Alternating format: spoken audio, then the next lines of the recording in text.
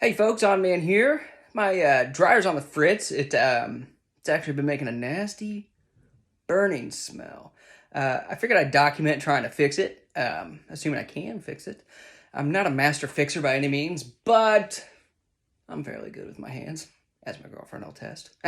Anyways, so this is what we're working with. I'm gonna go ahead and clean the dust and shit off before I pull it off.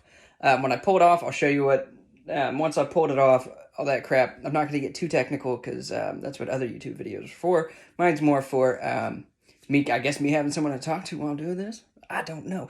But for reference, this is a Bosch Dryer, high efficiency, high care. So without further ado, I am going to put this phone down and try not to mess this up. All right, so I gave it a light dusting using this guy. And now I'm going to proceed removing all the screws from the rear using this bad boy, which is actually, they're all Torx bits, so it's a T20 Torx bit is what is needed to remove these screws. There's quite a few of them. So I am going to get down and dirty, get those removed, and I'll report back. So I have all the screws removed out of the rear.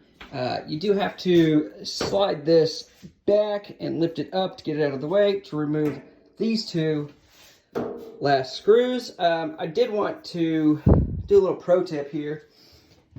If you're removing screws, make sure you have something to hold them. If you have multiple types of screws, you know, a couple different ones are great. Magnetic is preferable, but again, just stay organized and shouldn't really have too many issues losing screws unless you're an idiot like me. But yeah, so we went ahead and removed all the screws. I'm gonna go ahead and remove these two and get this back off. I'll be right back. As you can see, we have the rear removed. Now, I went ahead and dusted the back of that off a little bit. Did a little bit of dusting here because, as we all know, dust is not our friend. There's still plenty down here, which I'll get to once I remove this. I just wanted to show you. We have these two screws that we need to remove and all these wires. So these two here, and there are two back there that you can see that need to be removed. As far as I know, that's it, but I guess we'll find out once I start removing stuff. So we got this guy off. This is the one in question. So again, you just had the two screws here to remove. You gotta undo this. You got two wires here and two wires here as well. Another pro tip, take photos before you take everything apart so you know exactly where things went. I like to think I'll remember, but you know, we're human. So this is the unit. We are going to test it and see if it's good. This piece here is the thermostat. This is what you want to check.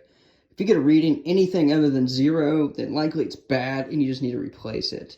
But I do recommend cleaning the inside of this out. You can see just some nastiness in there. So clean the insides out as best as you can. I also recommend cleaning down here as good as you can, as well as in the front, down in there. I have the piece removed. Down in there, I plan on cleaning that out as well. I just went ahead and assumed it was the heating element, so I guess we'll see. All right, so we're gonna go ahead and test the continuity of the thermostat here. I've got this Sperry deal thing. I let my multimeter out some time ago, and I guess I never got it back, so I had to go buy one of these from Menards real quick. As you can see, it's kind of been all over the place, so I'm just going to go ahead and assume it's bad. Because we're not getting a reading of 0, so I'm going to go ahead and replace it. So I had to make a little scooper here out of a hanger, which actually proved super handy, as it would not, the vacuum doesn't reach down far enough. So basically all I did was I scooped it up to reach the vacuum, and after a few tries, I got it pretty good.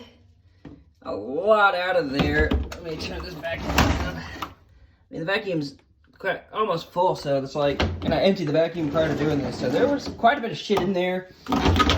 You gotta scoop, like I used this part to loosen it up, because a lot of it was caked, and scoop all the shit from this side down, just to get it loosened up. Sorry about the shitty camera work. And then this guy with the tape on it is where I used to scoop it up into the vacuum. And it worked quite well. So I'm gonna go ahead and clean the other side a little bit better, and then I'll wait for the new piece to come in, replace it, and hope all is well.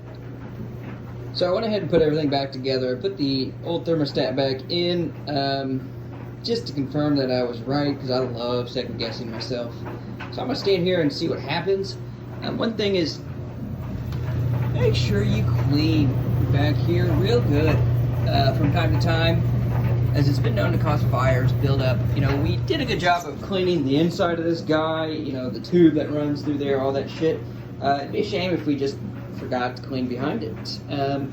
But we'll see what happens and go from there.